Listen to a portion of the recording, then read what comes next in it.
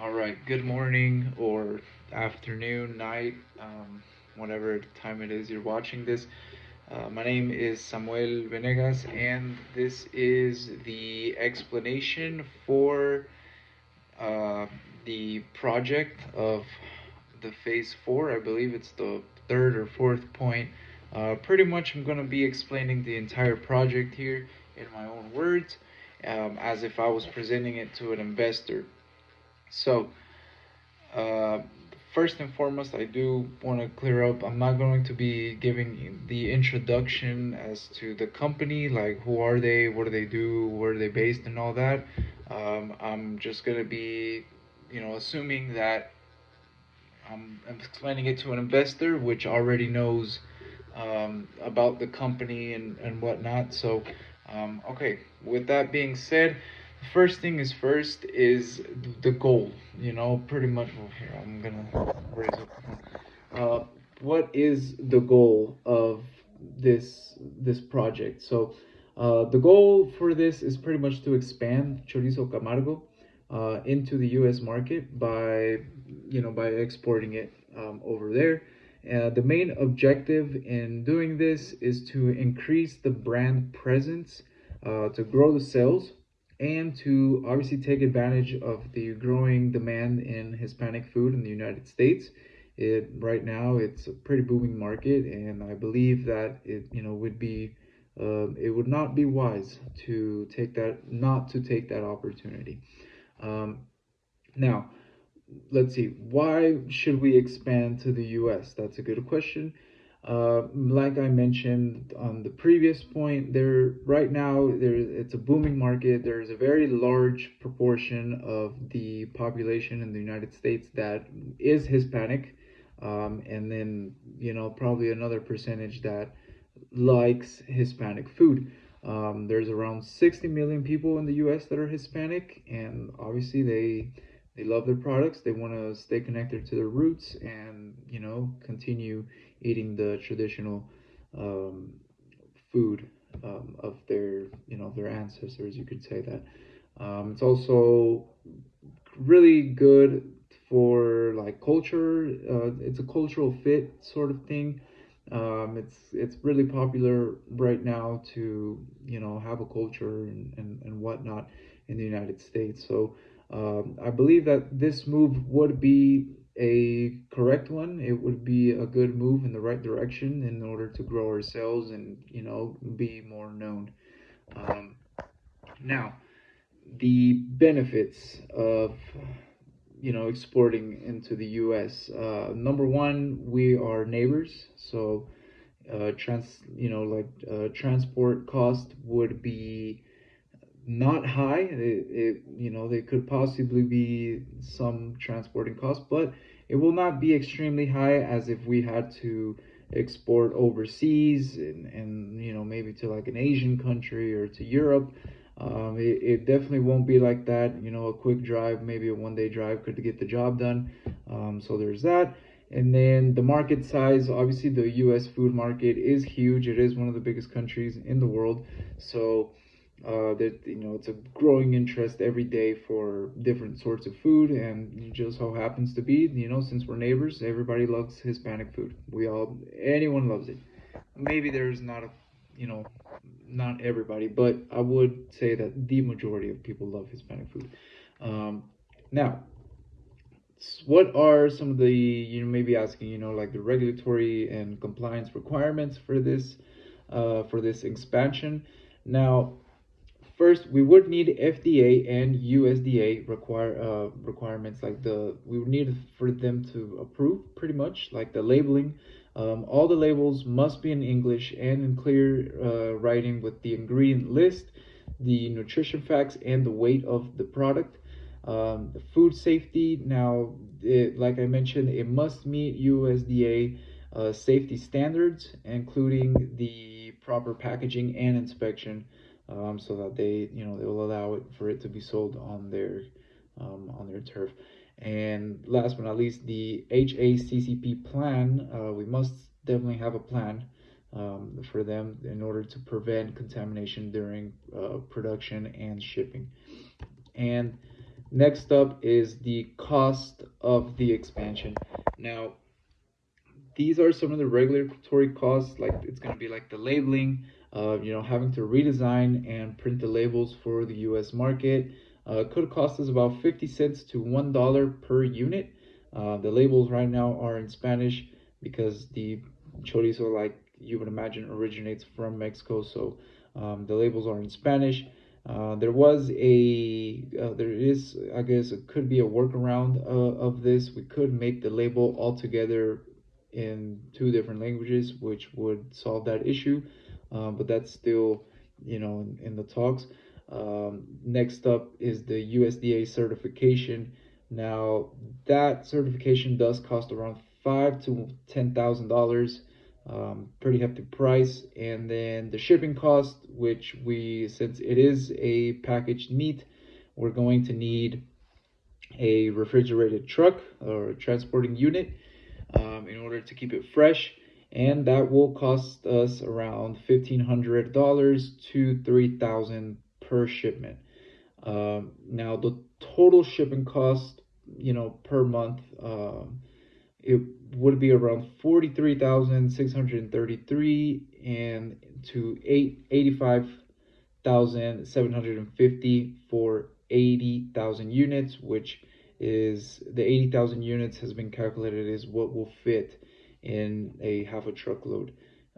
So there's that. And then the profit margin, we are expected to profit between 74 in the worst case scenario, $74,250, and in the best case scenario, given that the certification is cheaper or that the shipping cost is also the cheap, best, pretty much the lower end of the speculation on these shipping costs, or the regulatory cost is profit is 74,250 to the best case scenario.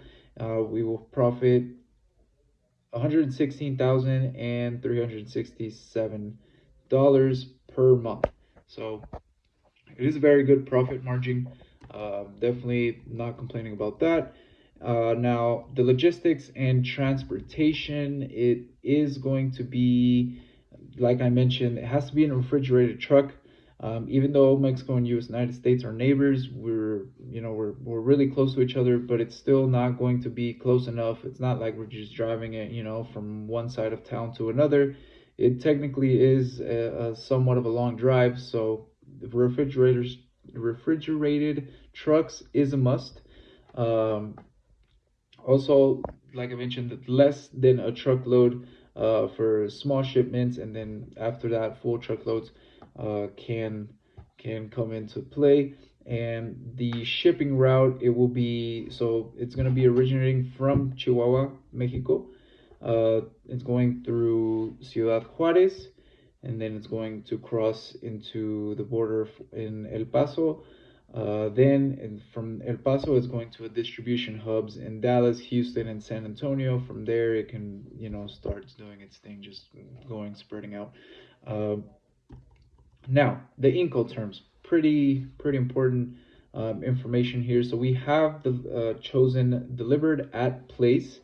Mainly, we'll cover everything from the shipping, from the insurance, from the logistics, and we'll pretty much deliver it right to the distribution hubs. That from there, it won't be in our hands anymore. But yeah, like our responsibilities is going to pretty much be handling the shipping from Mexico to the United States border, ensuring that it stays fresh.